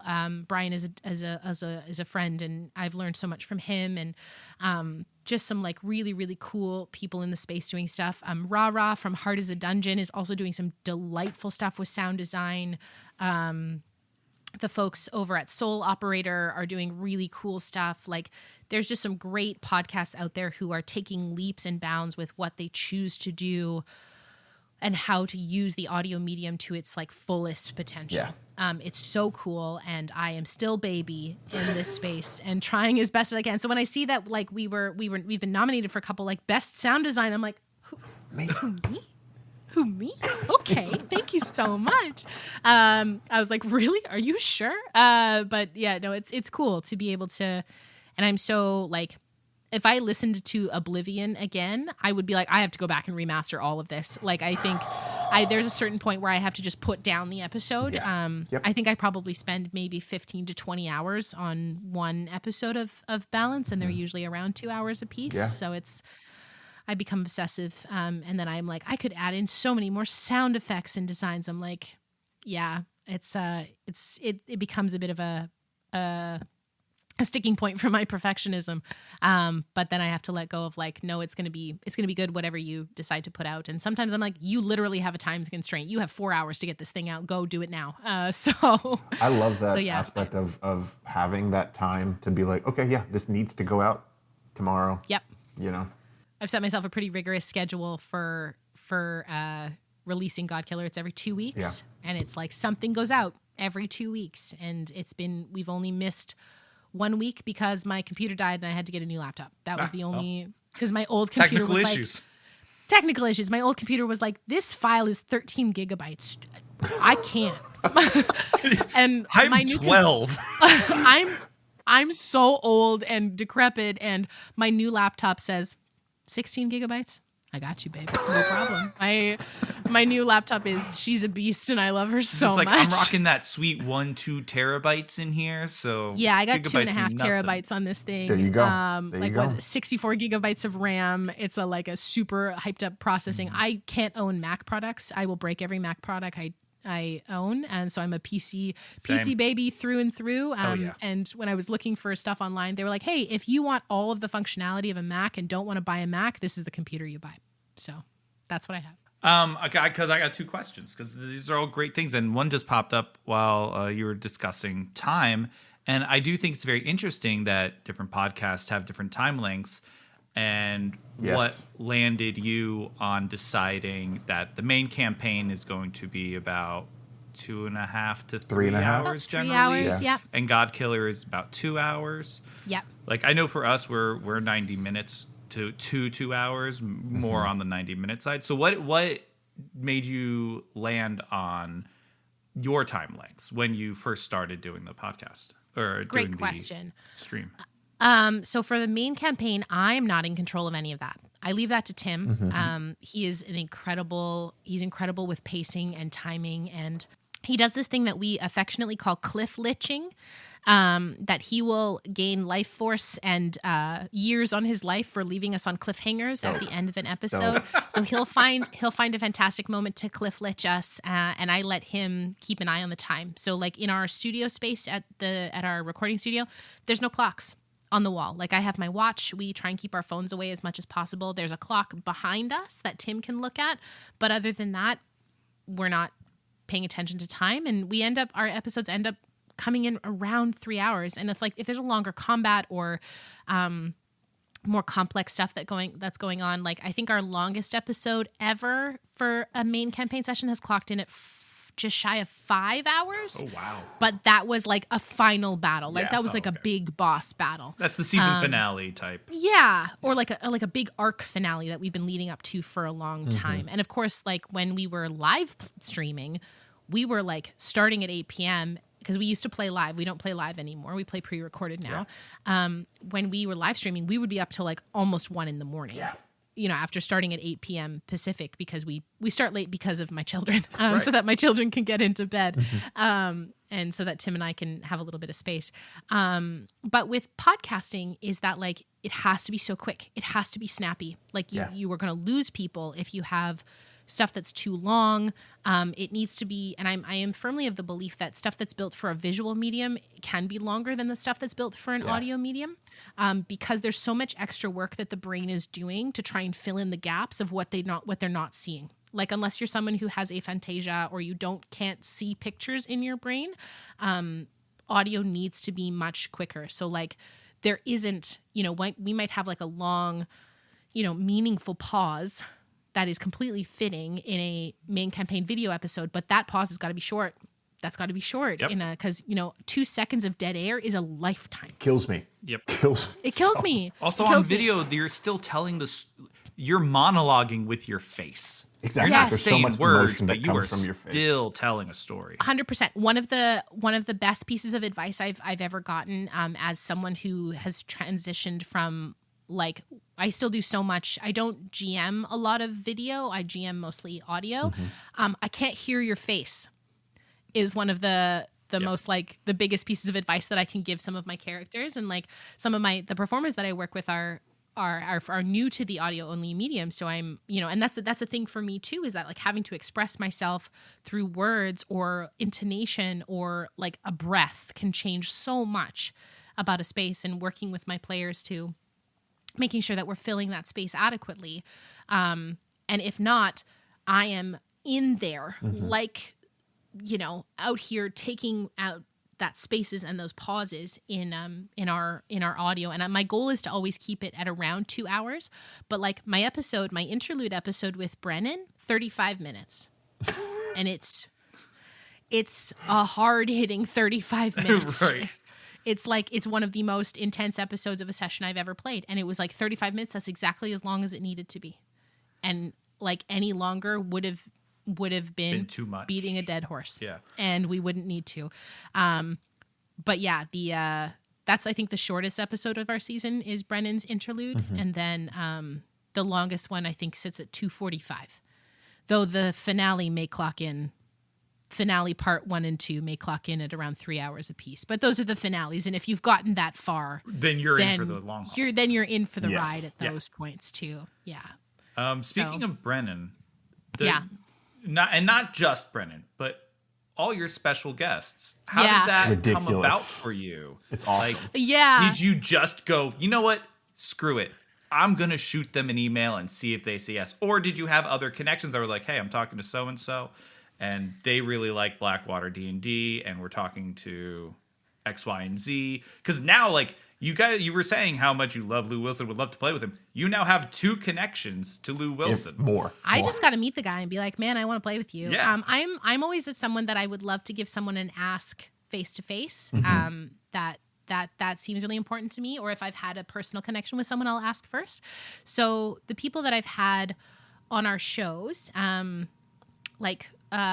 guest list for Balance is, let me just list them. I'll list them off in order. If I haven't convinced you already out there in podcast land to come listen to my show, I'm going to drop all of my special guests and do that. Come on, people. Christian Navarro, Tim Carlson, Christian Carlson, Anjali Bamani, Luis Carrazzo, Brendan Lee Mulligan, Cody Heath, Matt Mercer, and Abria Iyengar Wow. is my guest list for this season. Wow. And I met a lot of these wonderful folks at conventions. I've met some of them with trips down to LA. I've met some of them through other people, and just like trying to, they're all people, and we all love the same stuff. So a lot of it is just like, striking up connections and chatting. And I love meeting people who share a lot of the same interests as me. And I found out that we were getting Brennan and Matt on the same day. I found out that, I got an email back from Brennan's assistant at 9 a.m. saying, Brennan has this day available at this time. Can you make this work? And I said, yes, 100%. I'll clear my schedule. And then I found out at 7:30 p.m. that evening that Matt had agreed to come on the show, and he gave this date, this time, a different date and a different time. And I was like, 100% clearing my schedule. And then I met Abria at Gen Con last year, and we were just chatting, and I was talking about how like I had just we were like kind of joking around, like I had just had Brennan and Matt on Godkiller, and she went, "Where's my invite?" And I said, "It's right here. It's right here. Come play with me." And so we worked with her assistant to arrange a good time, and you know, and it's just like you learn so much about these wonderful folks through playing, and like I bless these wonderful folks with their time and their energy, and sent each of them, I think, whose lore document was the longest? Bria's was pretty long. Matt's was pretty long. Matt's was 6 pages. But he reiterated all of it perfectly. Of course. Like I gave him 6 pages of lore, and he's telling my lore back to me and my players, and I'm like, I'm gonna pass away. This is the greatest thing ever. Abria emailed me the morning of our session, and she went, "I've spent the last couple days reviewing the notes, and I have questions. Do we have time so that I can ask some questions off the top of the session?" I said, "Yes, 100%." And like, yeah, Anjali and I became really good friends after a convention a couple years ago, and we just hit it off, and I adore her so much. She's like really shepherded me through a lot of this space. I'm so grateful to her.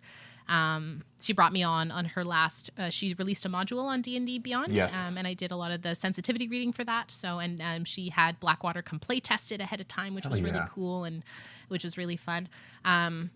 But yeah, I think another thing that is really helpful is having a sponsor and money. Yeah. Like being able to offer, because I mean, these are working professional actors. Yeah. And it's like, this is their job, this is their livelihood, and I am a full proponent of pay artists for their time. Yes. And so, you know, and while I am nowhere near able to match the rates of some of the larger productions, I came to them with a sum of money that I was like, this is what I can offer you.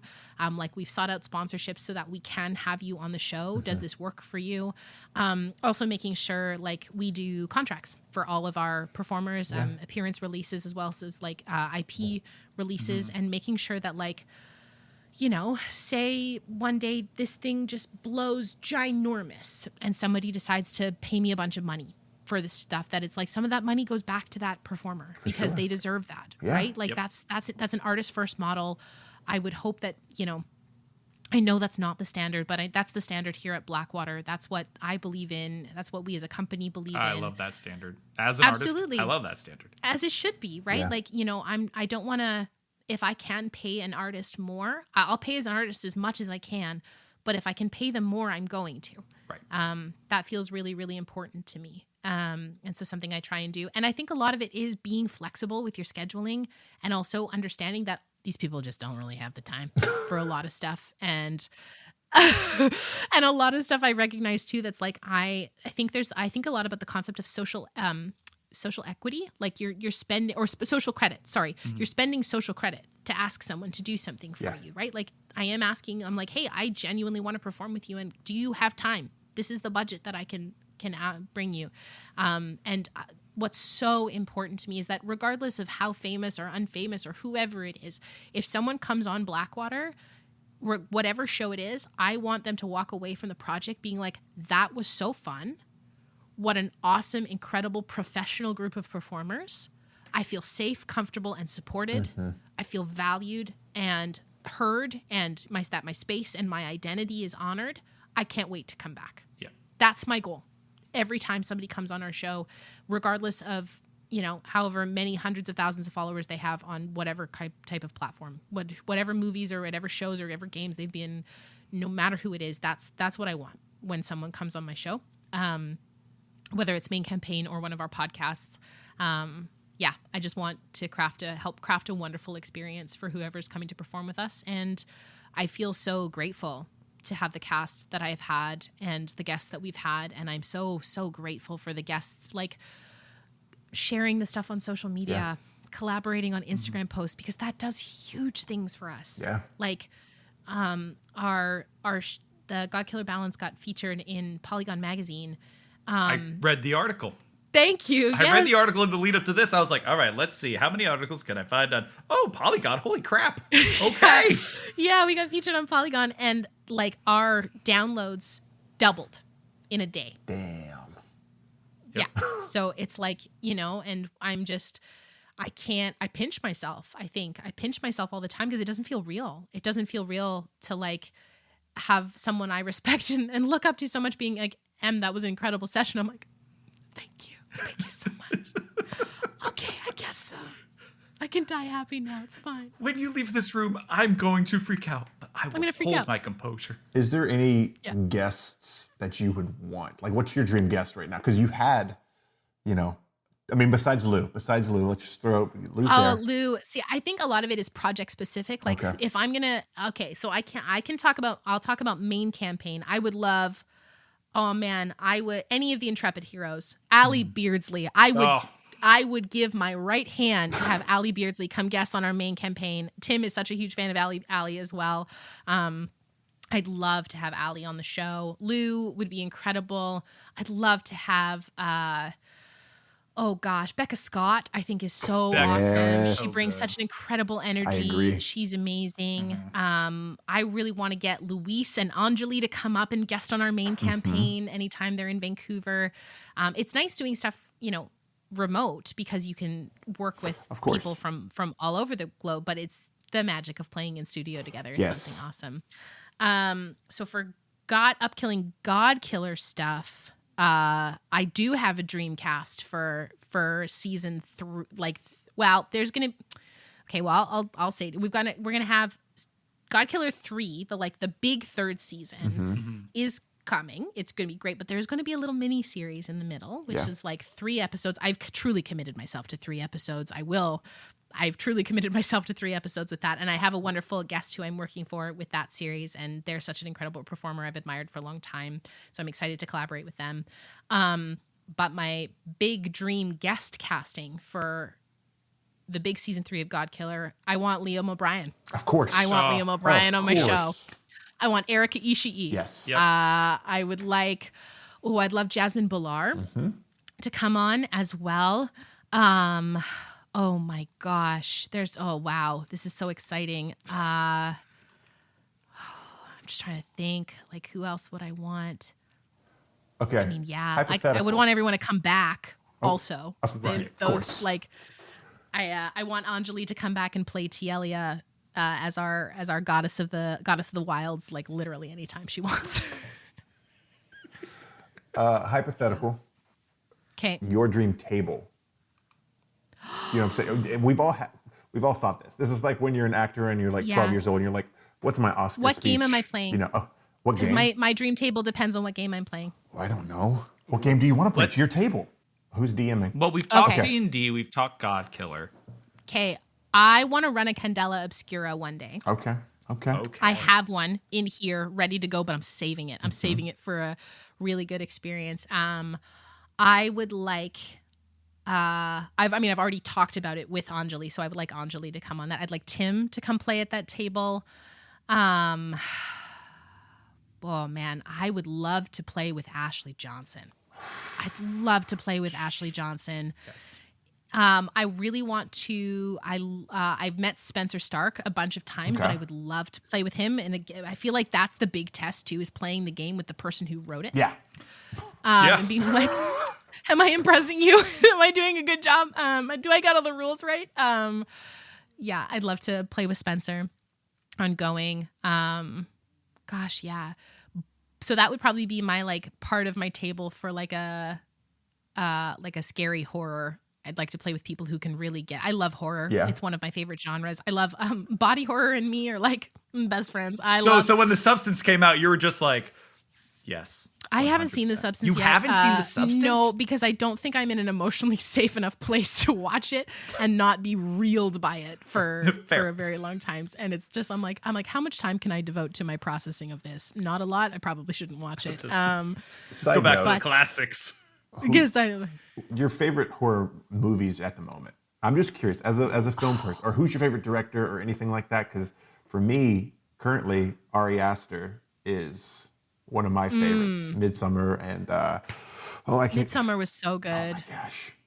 I love The Witch. I think The Witch is probably. I believe you mean the Vavitch. The Vavitch, yes. Yes. The Vavitch.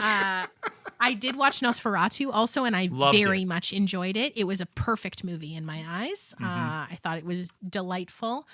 I think I like writing horror and performing horror more than I like watching it. Okay. Interesting. Yes. So yeah, I think I like writing it, and like I like TTRPG actual horror more than I actually like watching horror on television. Because I think it's an agency piece for me. Yeah. That I like having agency in the telling of the horror. Yeah, I think that's that. But for a comedy table, I would play Triangle Agency, which is a corporate horror game. And so, like, imagine if you smashed like Severance, The Office, and The X-Files together. Yeah. That's what Triangle Agency is. If you haven't, you guys should go check it out. It's awesome. I've already pulled it up, and I am. The creator, right now. Caleb, is a dear, and I discovered this game, and he GM'd a one-shot of it, and I was like, ooh, this game is also my whole personality. I love it so much. It's wonderful. It's so great. So I think I would want to pull from some of the Dropout cast for I would want Ross Bryant. Oh, yeah. Ross. I'm so impressed by everything Ross does on Dropout. I love everything he touches. I would want Vic Michaelis for sure. Oh, yes. Yeah. Vic is so incredible. Also, they're Canadians, so I gotta rep my Canadians right. out here. Stay north of that 49th.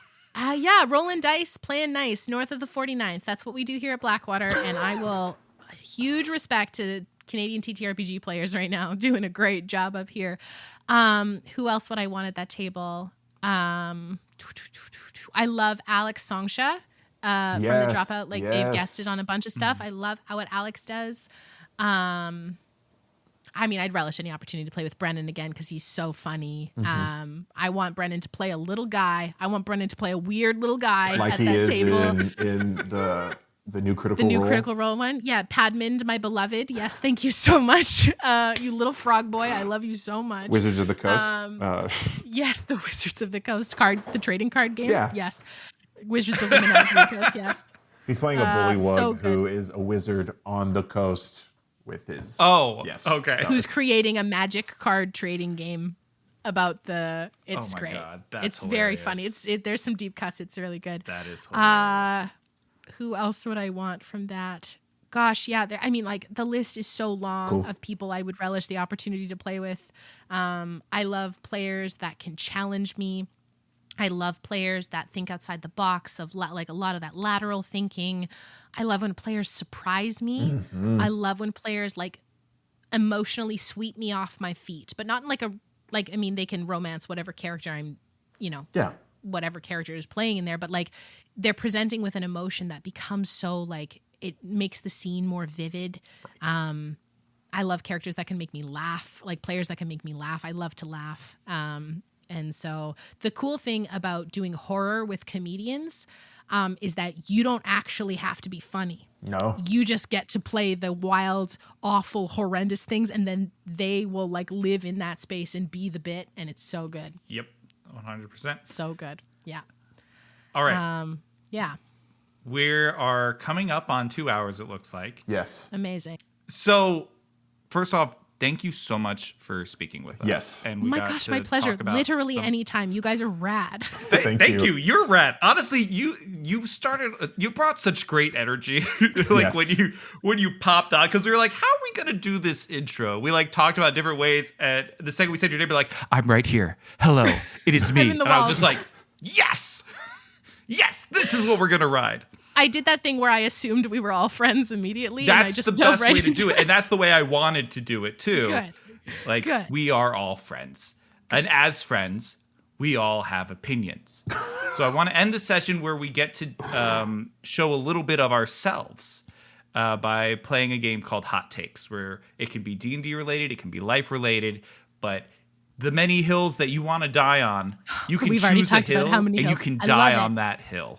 I'll pick 4. However many you want me to pick, I'll pick many. Well, it's great. I don't know how much time we have left, so we'll start 15 with minutes. one. We got 15. Oh, we got 15 minutes. minutes. Oh, We shit. can do Oh, it. We got I can time. die on a lot of hills in 15 Yeah, minutes. Let's we do it. absolutely can. All right.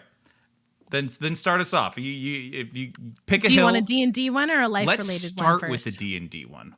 Or Sorcerers should be- TTRPG one. TTRPG. I'll go right into D&D. Sorcerers should be Constitution-based casters. Yes. Absolutely.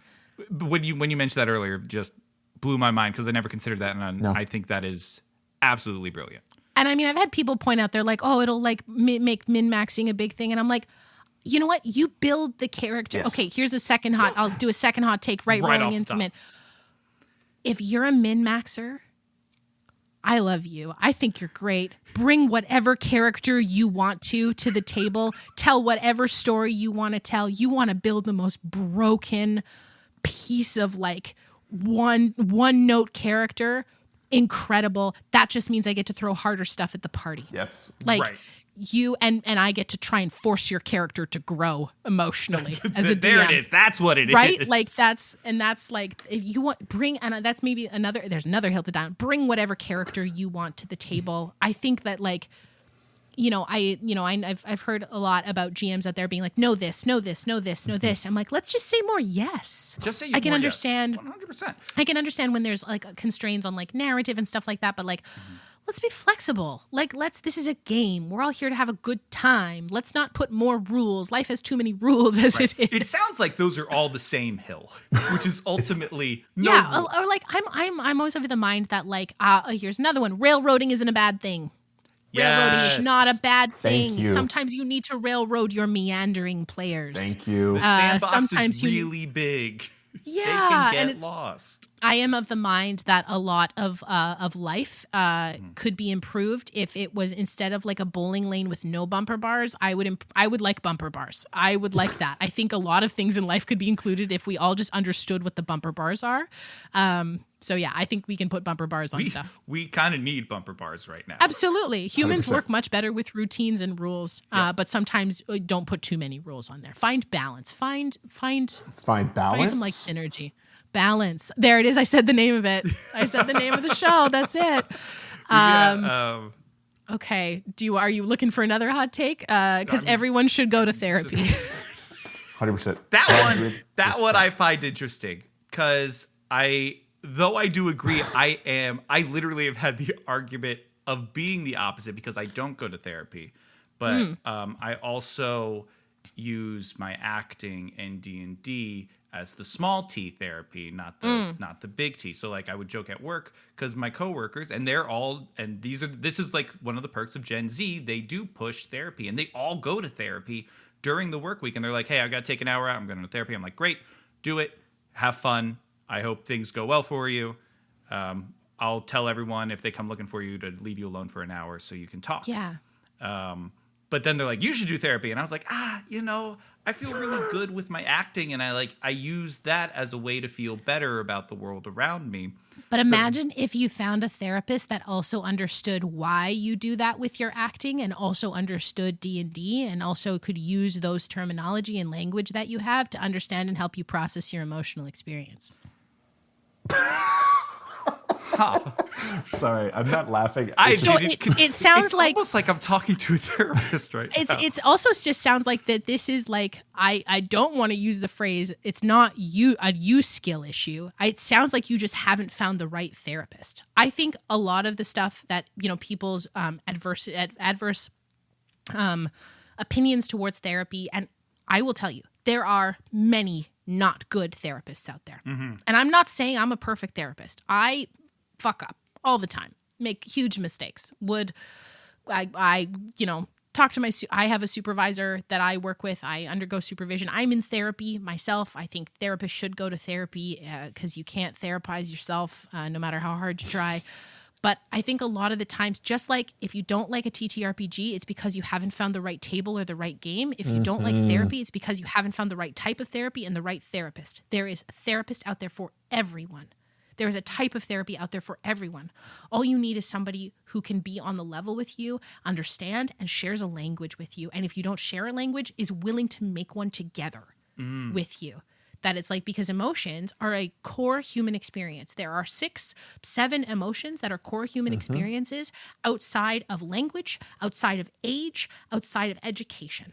There are 7 core things that every human emotion feels, or every human being feels. And I might not understand the pathway that got you to that emotion, but I know what that emotion feels like, and I can empathize with that. So, like, you got to find the right therapist for you, my friend. Mic drop. I'm speechless, honestly. So his hill was there, leveled the hill. I'm gonna bulldoze every therapist. So you can't ever bring a therapist into the room and have someone say, "I don't like therapy," and then we're all like, "What?" We're like, say that again. Say that in my face. No, it's like the seagulls in Finding Nemo. We all just like mine. We're just like they're like therapy. We're like, yeah. Do I have any other hot takes? I got a lot of weird food related opinions. Peanut butter and tomato sandwiches. What? Yeah. Whoa. Like a crispy, like a crisp, Like not like we're not toasted, talking a like grilled cheese. No, we're talking like not soggy tomatoes. I don't want like the seeds. It's got to be like pretty crisp. Like it can be like a good like cuttable beef, like thick tomato. Yeah. With like a not super sweet peanut butter. Mm-hmm. Delightful. That is, I have never tried that. I have no idea how that would taste. People are out here listening to me being like, "Em, I was with you right up until that." Yeah, and then they're like, "You've yes, lost me." I wanted therapy. Yes, tomato and peanut butter, huh? Interesting. It's good. I mean, My you like food what you related like. one is breakfast related, and that is French toast. Is far more magnificent than pancakes and waffles. It depends on who's Yep. making the pancakes. Hands down. No, Yeah. French toast is the best. No. Like I make really good pancakes, and my husband and my father-in-law's French toast way better, miles better. And you except have for so my many different bread options too. another hill I'll die on is that your grandma or grandparent or a caregiver above you, even if you make their recipe the exact same, won't taste as good. Oh no, nope. Gosh. Nope. My Oma has no, not my Oma, my Nana. We had it's called Nana's potato casserole, and we also called it Nana's potato stuffing, and it's delicious. And we learned later on you got it off the back of a Betty Crocker box, Yep. but still, I make it. Doesn't taste the same. Not even. I My swear, grandma- it's the love. The love's not there. It is. My grandmother is 90 years old. I love her. She's one of my bestest friends in the whole world. She is still holding out on some of her recipes. I have like 4 recipes where I'm like, Granny, come on. Like, you got to give these to me.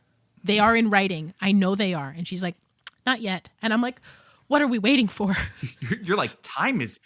I have faith in you, but time is limited. And I was like, Gran, like, these are very involved recipes. You don't have to make these for me. And she's like, nope. So not only will she not make them for me, I just don't get the recipe, and I'm devastated about it. I'll never recover. What's your favorite recipe that your granny makes?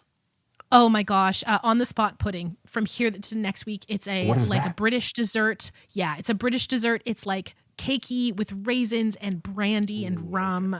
So it's like really bread pudding, but bread pudding, but like better. on steroids. Yeah. My grandparents are from a very small island off the coast of France. And they make these donuts is the only way I can describe them. They're called Jersey Wonders. So New Jersey in the States is named after Jersey in the UK. And so when I go, my family's from Jersey, they're like, what? And I'm like, no, the real Jersey, the one in England. The real Jersey. Not But I that would never fake say that to shit someone from New Jersey. I wouldn't You dream just of it. did. I know. Okay. I'm so sorry. I know the glasses are down on the nose. I'm done. That's it. I'm never coming back on the show again.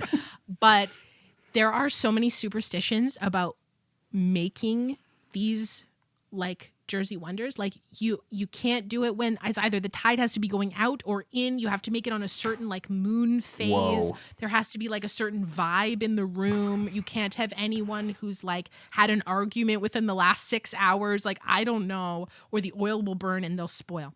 They're the most incredible things in the world. Like, imagine like a cakey but crispy donut. Ooh. And they're not super sweet. Yeah. So you can and then eat so served many with- of them. You can serve this one, but they're also served with something called hard sauce, which is just like icing sugar and rum, and that's it. You can tell what the desserts were like in my family growing up. So, yeah, but those are my hot takes. I love them. Great hot Yeah. takes. Thank you. Thank you so much. Thank you for joining us. Thank you for being here. Yes. It has truly been a wonderful conversation. Agreed. This has been the greatest. Literally anytime I will be happy to come back and yap more. Thank you So, so much. Brad, do you have anything before we go? Tell us where we can get more of your content. Yeah, incredible. I can do that. Hi, everyone. My name is Em Carlson. I use fair pronouns. I'm the creative director, lore keeper, and femme of all trades over at Blackwater D&D. You can find us at Blackwater D&D across all of the social media. We stream our main D&D 5e campaign on Monday nights at twitch.tv/BlackwaterDND at 8 p.m. Pacific Standard Time. You can also find us wherever pods are cast, and you should come listen to my sad show, Godkiller Balance.